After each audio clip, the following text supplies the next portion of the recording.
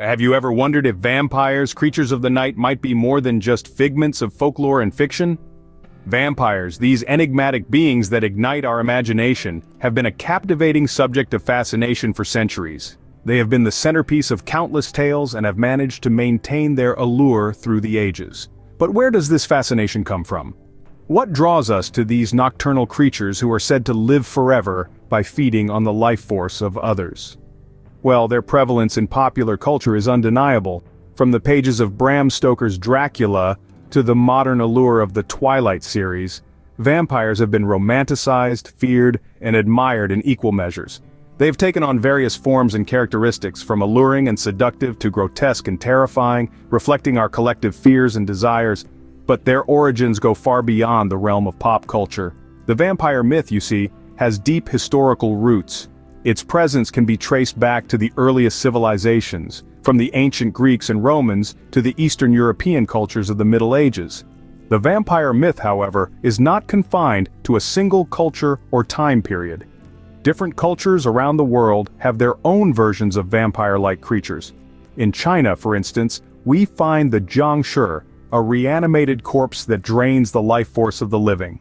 In the folklore of the Philippines, we encounter the aswang, a shape-shifting creature who feeds on human and animal blood. And in Eastern Europe, the strigoi is a troubled soul from the afterlife, causing havoc amongst the living. These myths, although diverse, share a common thread: a creature that feeds on the life essence of others to maintain its own existence. The concept of a vampire, it seems, is a universal one embedded in the collective psyche of humanity. But what if these creatures are not mere figments of our imagination? What if vampires are real? As we delve deeper into the vampire enigma, we might find that the line between myth and reality is not as clear-cut as we might think. Stay tuned as we explore the intriguing possibility of the existence of vampires. History is replete with tales and accounts that suggest the existence of vampires. Let's take a journey back in time and dive into some of these intriguing stories. Our first stop is the 15th century, in the heart of Wallachia, now known as Romania. Here we encounter an infamous ruler known as Vlad III, or as he's more famously known, Vlad the Impaler. His brutal methods of punishment, which often involved impalement, earned him this chilling moniker. But it's his alleged thirst for blood that links him to the vampire folklore. Legends whisper that Vlad would dine amidst his dying victims and dip his bread in their blood.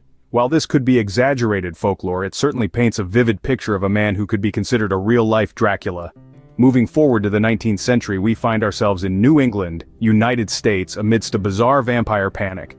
Tuberculosis, or the White Plague, was decimating families and communities. This deadly disease, with its symptoms of severe weight loss and a bloody cough, was often attributed to the deceased family members rising from their graves and draining the life from the living. To stop the alleged vampires, bodies were exhumed, hearts burned, and ashes consumed. This was not a tale from a horror novel, but a very real fear that gripped the people of New England.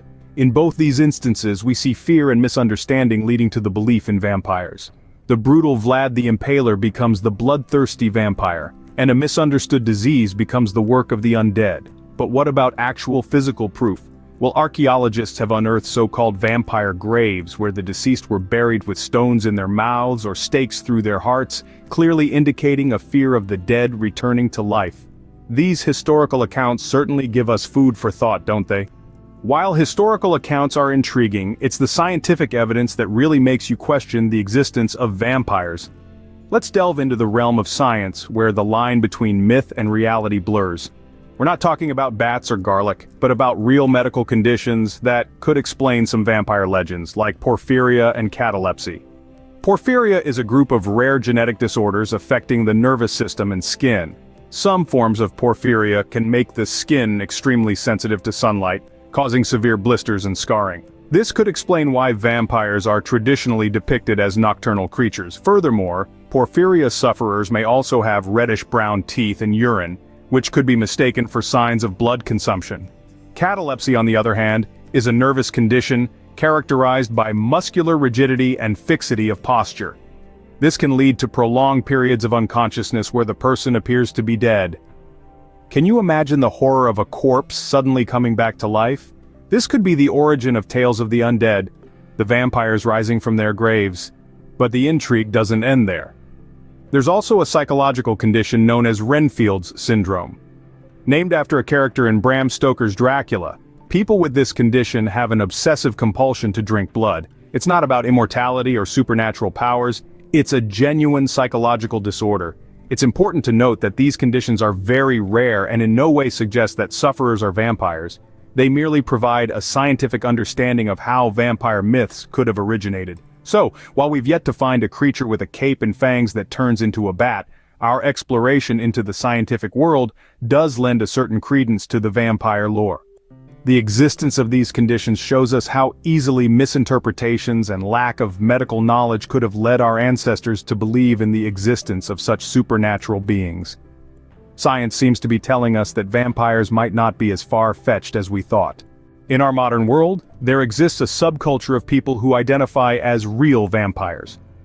This might sound like something out of a Bram Stoker novel, but it's a reality for many individuals who claim to have a need for human or animal blood to sustain their energy. These self-identified vampires are not the cape-wearing, coffin-sleeping figures of folklore. Instead, they are ordinary people, often with ordinary jobs, who believe they have a physical or spiritual need to consume blood for vitality, health, and well-being. Several studies and interviews have been conducted on this intriguing subculture, revealing a fascinating world that lies just beneath the surface of our own. For instance, a study published in the Journal of Positive Sexuality in 2023 found that these individuals tend to be highly educated, with many holding advanced degrees. They often report feeling different from a young age, with some describing an insatiable thirst or an unusual sensitivity to sunlight. Interviews with these self-proclaimed vampires often reveal a deep-seated belief in their need for blood. They describe feeling weak, lethargic, and ill without it, with these symptoms alleviating after consuming blood. Many of them also stress that they follow strict ethical guidelines when obtaining blood, often from willing donors within their community. This subculture is not just confined to the United States, it has been reported in countries around the world, including the United Kingdom, Australia, and Germany, indicating a global phenomenon. While this might seem strange, or even alarming to some, it's important to note that these individuals are not claiming to be immortal, or to possess supernatural powers. Instead, they identify with the vampire as a symbol of their difference and their unique needs. The existence of this subculture certainly adds another layer to the vampire mystery. Whether you believe in the supernatural or not, it's hard to deny the impact that the vampire myth has had on our culture, right down to the way some people live their lives. So, with all this evidence, the question remains: do vampires truly exist? We've traversed centuries of history, unearthing tales of creatures that drain the life force from the living, tales that span across cultures and continents. From the chilling folklore of Eastern Europe to the blood-curdling tales of Asia, these historical accounts are surprisingly consistent in their descriptions of what we know as vampires. We've delved into scientific explanations, exploring how certain medical conditions could mimic vampiric traits. The rare genetic disorder, porphyria for instance, can cause sensitivity to sunlight, and anemia can lead to a pale complexion and fatigue, which might explain the nocturnal habits associated with vampires. Some might argue these explanations debunk the vampire myth, while others might say they bring us closer to a plausible reality. Then there's the modern vampire subculture, a community of people who identify as vampires. They don't transform into bats or sleep in coffins, but they do share a bond with the night and a fascination with blood. This subculture has its roots in Gothic literature and film, but it has evolved into a way of life for some, blurring the line between fiction and reality. What do we make of all this evidence? Do we dismiss it as mere folklore and medical anomalies? Or do we entertain the possibility that vampires may walk among us? The answer, it seems, is not so clear-cut. While we may not be able to conclusively prove or disprove the existence of vampires, what remains undeniable is our fascination with them. Vampires embody our deepest fears and our darkest desires. They represent immortality, power, and an allure that is both terrifying and captivating. Whether they exist in the shadows of reality or merely in the depths of our imagination, vampires have a hold on us that is as enduring as the legends themselves. Perhaps the existence of vampires is not for us to definitively prove or disprove. Perhaps it's the mystery that continues to fascinate us and keeps the legend of vampires alive.